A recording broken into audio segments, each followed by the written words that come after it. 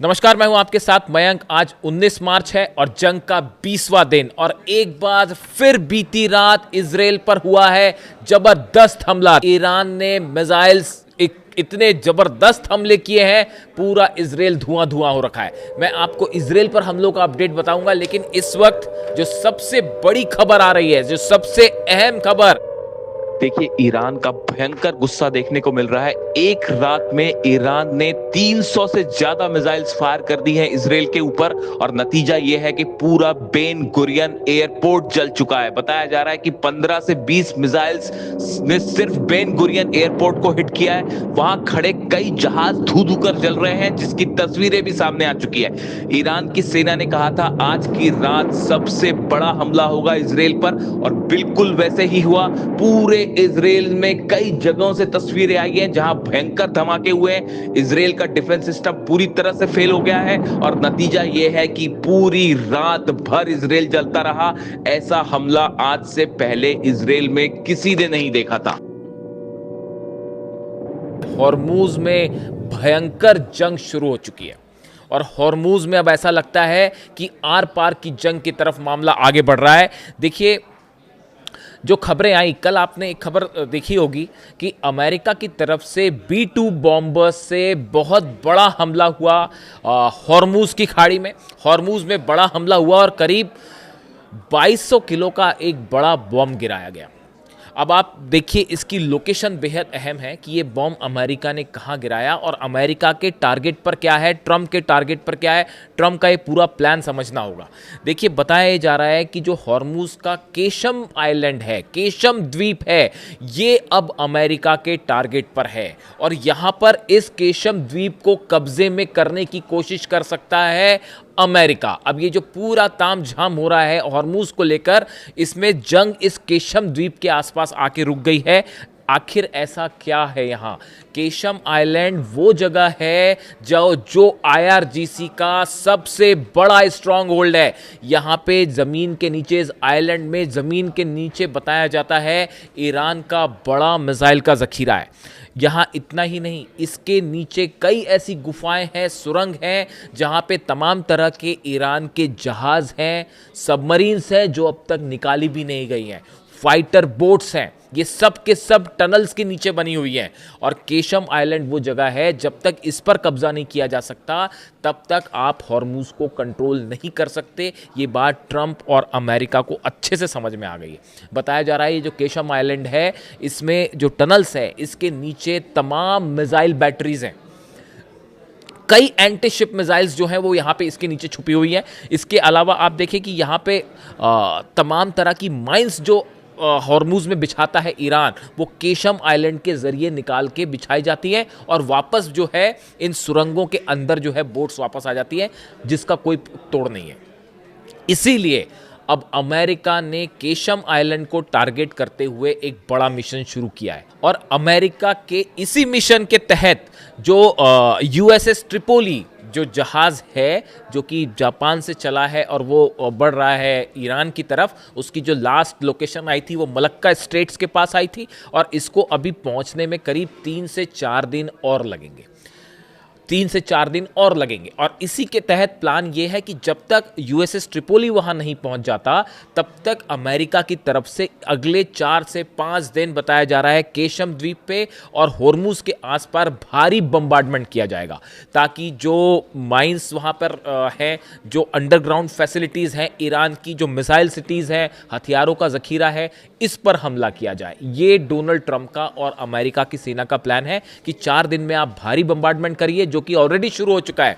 B-2 bombers हर दिन, B-52 bombers हर दिन यहाँ पे जो है वो बम्बार्डमेंट कर रहे हैं और पहले आप हवाई हमले करें, उसके बाद USS ट्रिपोली यहाँ पहुंचे और हमले करें। लेकिन ईरान की सेना ने करारा जवाब दिया है अमेरिका को और अमेरिका का ये प्लान जो है वो अभी से देखिए कैसे मुश्किल में है। पहले तो खबर आई है USS जेरल्ड को लेकर। अमेरिका का दुनिया का सबसे बड़ा एयरक्राफ्ट कैरियर, वो ईरान के मिसाइल्स के खौफ से अब भागकर ग्रीस की तरफ बढ़ गया है। ग्रीस ने इस बात को कंफर्म भी कर दिया है कि वो जो है, कहाँ तो फारस खाड़ी की खाड़ी में पहुंचकर हमला होना था, कहाँ इजराइल को USS जेराल्ड आर फोर्ड क्यों भेजा गया था? वो भेजा गया था हाइफा के करीब और उसका काम था कि इजराइल की रक्षा करना। जो पिछली आग की खबर आई थी अब वो कंफर्म होती दिख रही है। मैंने आपको बताया था कि जेरल्ड आर फोर्ड में आग लग गई और कहा गया था कि वो गलती से आग लग गई है और उसकी लॉन्ड्री में आग लगी है। अब बताया जा रहा है कि वाकई वो ड्रोन स्ट्राइक थी, ड्रोन स्ट्राइक हुई थी और उस पर आग लगी थी और उसके बाद जो है अब इसको पीछे हटाना पड़ा और हटाना ही नहीं पड़ा है, उसको ग्रीस की तरफ आगे भेज दिया गया है। यानी एक प्रकार से आप देखें दुनिया का सबसे बड़ा एयरक्राफ्ट कैरियर ईरान की मिसाइल्स के खौफ से पीछे हट गया। कल ही आईआरजीसी ने दावा किया था कि हमने कई मिसाइल्स फायर किए यूएसएस जेराल्ड पर और उसके बाद वो जो है वहां से भाग खड़ा हुआ। अब्राहम लिंकन का भी यही हाल है, दूसरा जो एयरक्राफ्ट कैरियर है उसको भी काफी पीछे खींच लिया गया है। पहले 1000 किलोमीटर था, अब और पीछे हो गया। यानी दुनिया के जो दो सबसे बड़े अमेरिका के एयरक्राफ्ट कैरियर्स हैं वो जो है इस जंग में पस्त होकर पीछे हट गए। इससे बड़ी जीत ईरान की नहीं हो सकती। आप देखिए यूएसएस एयरक्राफ्ट, दोनों एयरक्राफ्ट कैरियर आप देखिए, एक पर जो है 90 फाइटर जेट है, एक पे 70 फाइटर जेट है, इतना बड़ा सेना है, सब कुछ है, वो दोनों पीछे हट गए। आप समझ रहे कितना खौफ है ईरान की मिसाइल्स का। उसके अलावा आप देखिए कि जो यूएसएस ट्रिपोली है, अब बताया जा रहा है इसको भेजा जा रहा है ताकि ये वहां पे जाके कुछ कमान संभाले। अब वहां पे वो जब एयरक्राफ्ट कैरियर कुछ नहीं कर पाए तो यूएसएस ट्रिपोली वहां पे जाके क्या करेगा और कैसे एक्शन करेगा और कैसे सेफ रहेगा, इसको लेकर भी सवाल उठ रहे हैं कि यूएसएस ट्रिपोली जैसे ही वहां पहुंचे पता चला ईरान की जो है वो खुर्रम शहर और फतेह 2 और एंटीशिप जो मिसाइल्स हैं वो मेहदी वो बरसनी शुरू हो जाए, इसको लेकर भी तमाम सवाल उठ रहे हैं। अब देखिए इस बीच में एक बड़ा डेवलपमेंट हुआ है। फ्रांस ने जंग में जाने से साफ मना कर दिया है, जर्मनी ने फ्रांस में जाने से साफ मना कर दिया है, ईयू ने कह दिया है, यूरोपियन यूनियन ने कह दिया है कि हम अपने जंगी जहाज हॉर्मुज में नहीं भेजेंगे। इटली ने किसी भी तरह की मदद से मना कर दिया है।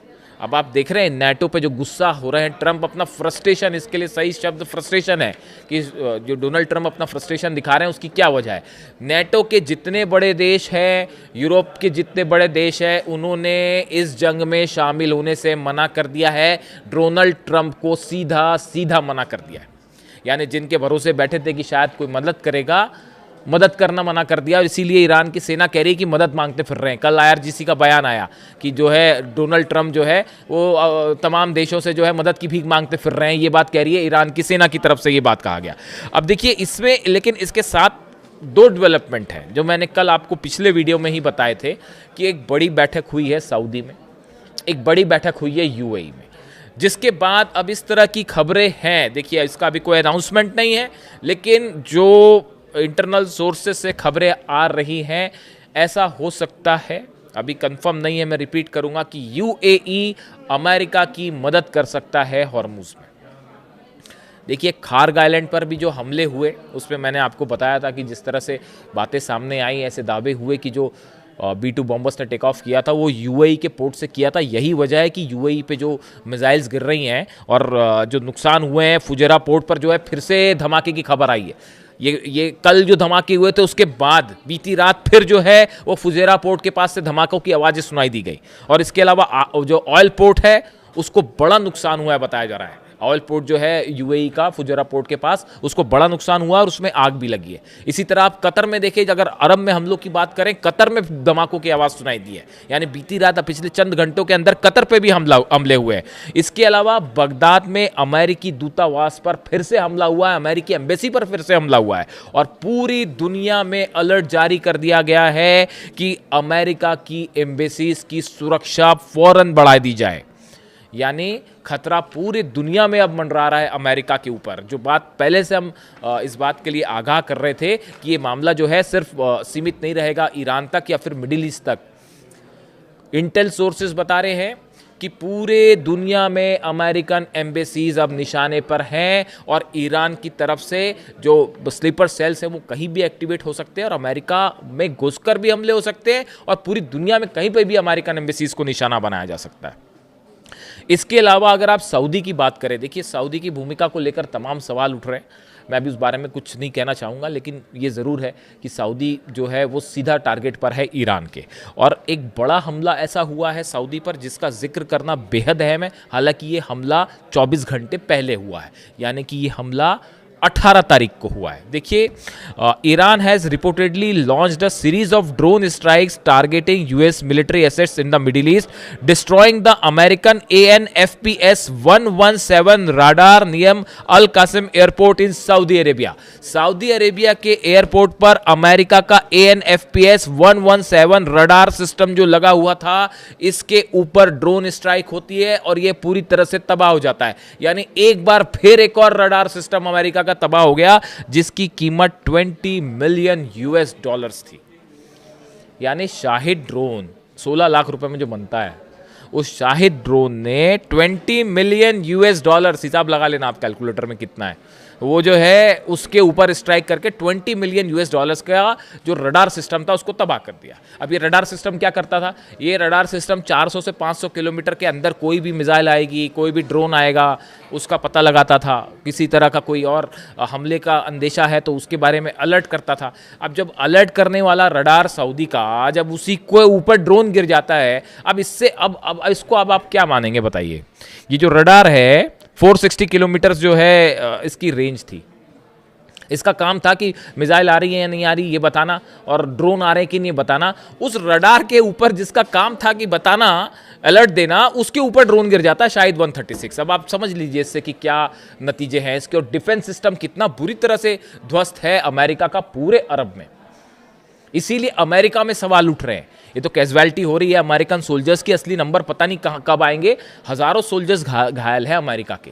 जब आप देख सकते हैं कि बहरीन में एक ऐसी बिल्डिंग में उस फ्लैट पे हमला हो जाता है, डायरेक्ट होटल में उस कमरे पे हमला हो जाता है जहां पर अमेरिकन सोल्जर्स थे। ऐसे ही हाल बगदाद में हुआ, एक होटल में जिस पर हमला हुआ उसमें जो अमेरिकन अधिकारी रुके हुए थे उसमें ड्रोन घुस जाता है जाके 17वीं मंजिल पे। यानी कितने एक्यूरेट अटैक हैं आप देख रहे हैं, नेविगेशन कितना स्ट्रांग है, और रशिया और चाइना कितनी मदद कर रहे हैं। और ये जो नुकसान हुआ है अरेबिया में, भयंकर हमले, और ऑयल पोर्ट्स में लगातार आग लगी हुई है। यानी बगदाद हो गया, ईरान हो गया, बगदाद में हमले हो रहे हैं लगातार, सऊदी में हमले हो रहे हैं, UAE में हमले हो रहे हैं, कतर में हमले हो रहे हैं, अल उदैद बेस पर जो है एक बार फिर हमले किए गए।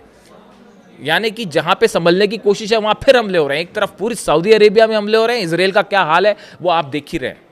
अली लारीजानी साहब की शहादत के बाद जो है वो बीती रात भी 2 दिन मतलब जब शहादत की अगली रात भी जबरदस्त हमले हुए थे, और कल फिर वही हाल था।